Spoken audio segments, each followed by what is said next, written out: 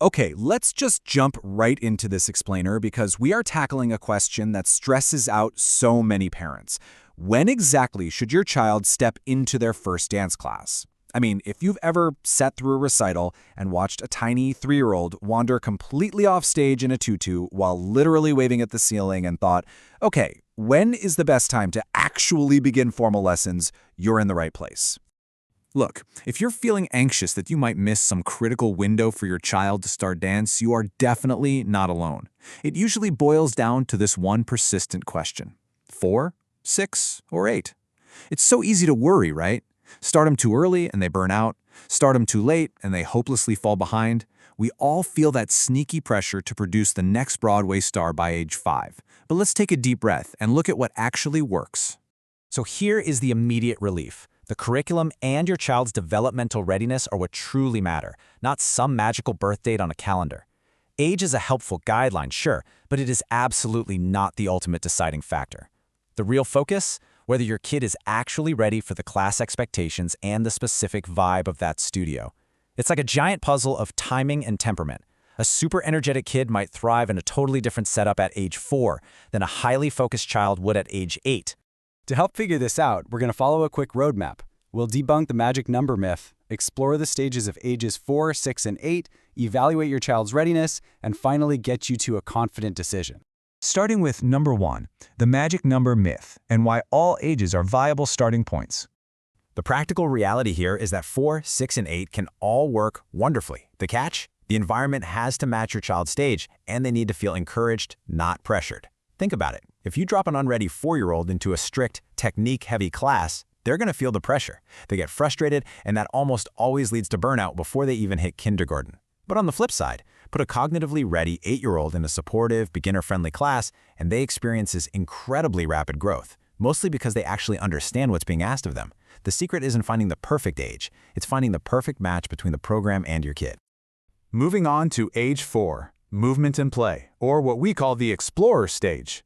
So if your little one is 4, listen, they are not ready for strict correctness. They thrive in short, super imaginative classes that focus on coordination.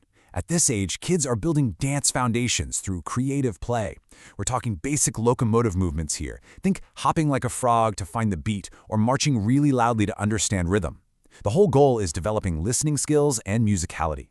Honestly, at this stage, it's about tricking them into learning through play, not making them hold a perfect first position for 10 minutes. If your kid gets overwhelmed by rigid rules, this highly guided, imaginative approach gives them short bursts of fun without the stress of formal technique. Now for age 6, structured learning balance, also known as the sweet spot. Age 6 is so fascinating because it acts as this real developmental sweet spot. A 6-year-old can usually handle multi-step directions and repetition, so they can actually process a command like point your toe, step, and clap. That is a massive cognitive leap from age 4, and it allows the class to gently transition into clearer technique basics while keeping it fun. Instead of just running around exploring movement, they can actually start focusing on posture, memorizing simple footwork, and coordinating their arms. Because their attention spans are longer now, they can handle consistent practice routines. And a great teacher will take that structure and just magically turn it into tremendous confidence for your child. Let's look at age 8, building technique potential, or the focused beginner. Okay, if you are looking at age 8, please remember this. It is absolutely not too late to start. Actually, some of the most fantastic dancers start right around this age. By 8, kids have significantly improved physical strength, coordination, and balance. And the reason an 8-year-old beginner succeeds is because they have the cognitive maturity to truly understand body mechanics, something a 4-year-old literally just can't do yet. They are ready for structured sequences, and they really benefit from longer practice windows in styles like ballet, hip-hop, or jazz. The vital piece of the puzzle here is ensuring they get into a well-paced beginner track. The teacher really have to break down combinations clearly so they feel appropriately challenged, but never like they're falling behind the kids who started earlier. When we look at this evolution all mapped out, you can see how the progression beautifully aligns with child development. It's kind of like a ladder. Age 4 is all about grabbing that famously short attention span with basic movement play. Then, age 6 bridges the gap, introducing multi-step directions and the very start of technique. Finally, age 8 really leverages their growing physical and cognitive abilities for longer, complex, structured sequences. It really is a seamless journey, as long as you start them in the phase that matches their current reality. Next up, evaluating your child's readiness with the parent's checklist. So instead of just staring at the calendar, we're going to evaluate your specific kid using a super practical 4-part checklist. Let's break this down. Number 1, attention. Can they participate in an activity for 30 to 45 minutes without needing constant redirection from you? Number 2, body awareness. Are they fairly coordinated in their everyday movement? Like, are they stable when they're running or skipping around the living room? Number 3, motivation. And this is huge. Are they actually asking you to go to dance class, or is it kind of just you who wants them there? And finally, class environment. Is the studio itself beginner-friendly and heavily focused on positive reinforcement? Ask yourself these 4 questions, and you've got your ultimate diagnostic tool. Which brings us to making your final decision by testing the waters. Now you're ready to take all of this and make your choice with total confidence. The absolute best way to see if a studio is a good fit is to leverage those low-pressure trial options before you fully commit. Look around for intro sessions, short summer camps, or trial weeks. Why? Because a trial week doesn't just save you money, it completely saves your kid from the stress of a year-long commitment they might just not be ready for.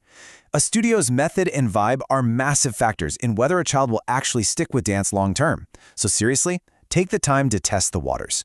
If you're still on the fence about signing those registration papers, keep this golden rule from our source in mind.